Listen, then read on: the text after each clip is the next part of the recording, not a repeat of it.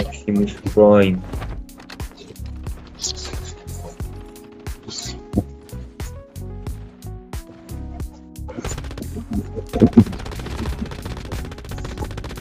قرابه دارن لوات میکنن. لوات کیل من بود دیوز.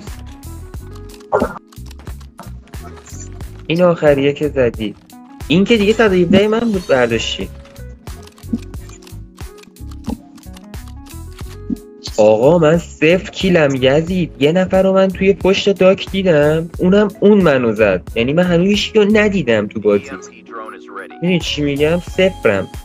اصلا نمیشه همچین چی. بذار اینو من بزنم به قرآن که الان پلیر در میاد میزنه شتگمون میکنه. بیا بابا اینه بغل منو زد. اصلا این آدم گویی هستی.